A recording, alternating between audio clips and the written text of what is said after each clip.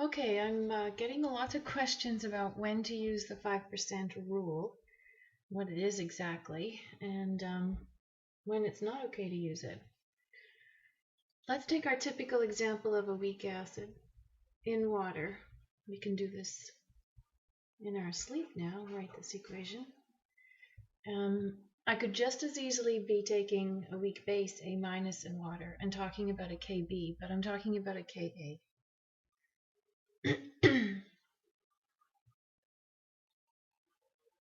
Okay, H3O plus, right.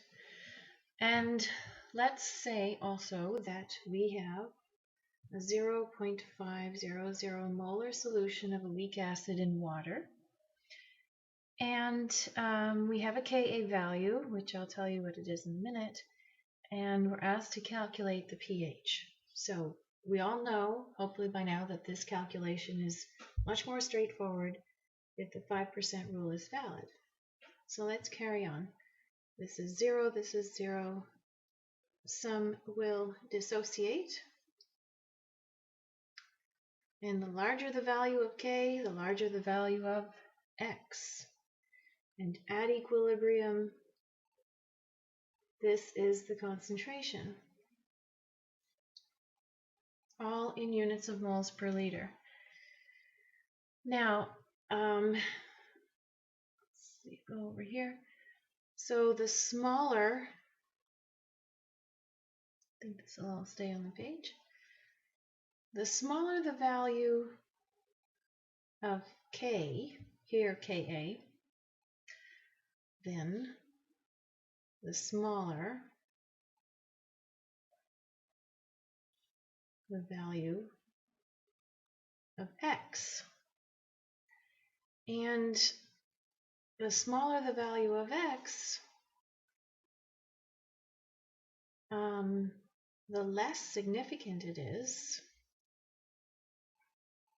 compared to what?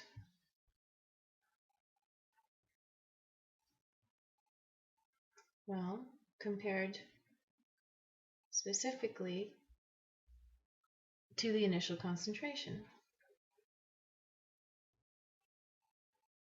And that's important because the equilibrium concentration is the initial minus this value. And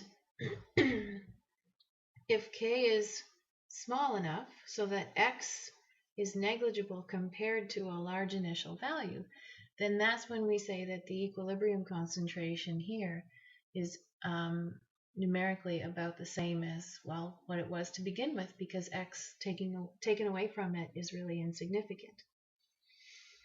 So let's take two scenarios here and apply them.